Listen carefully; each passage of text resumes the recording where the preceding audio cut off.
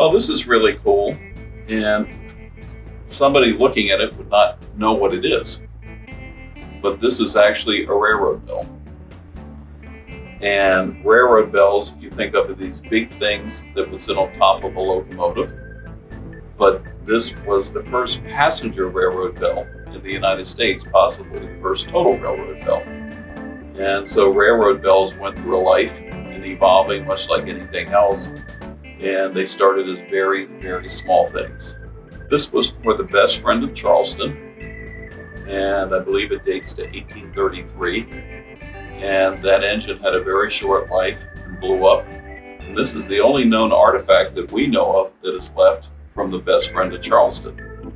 So it's very significant, very first passenger train in the United States. And something that we always look for in items and trying to say, are they right or are they wrong, is the provenance.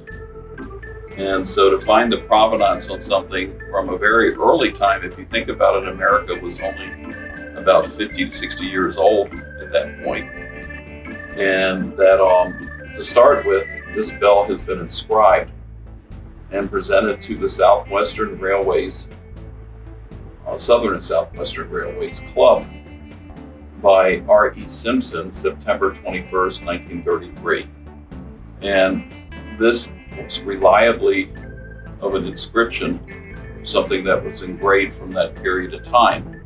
So we can at least start back with this bell is old.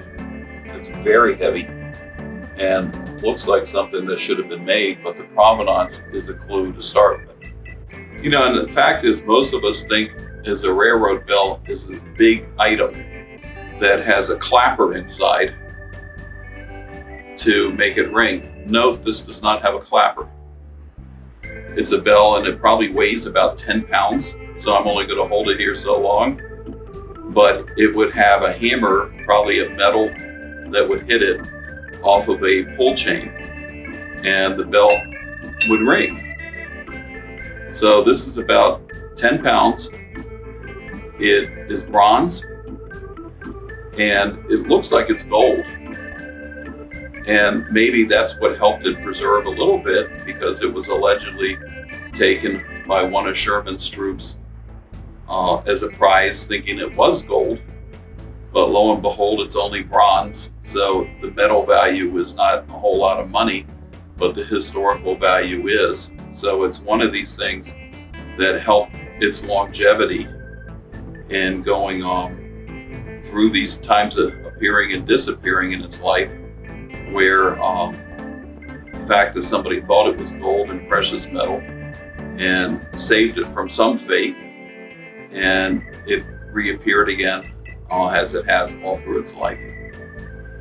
But very, very, very heavy bell. And I'm glad to get it off the palm of my hand. But it shows great wear, including that the and bronze is a soft metal, but including that the engraving here is a little bit more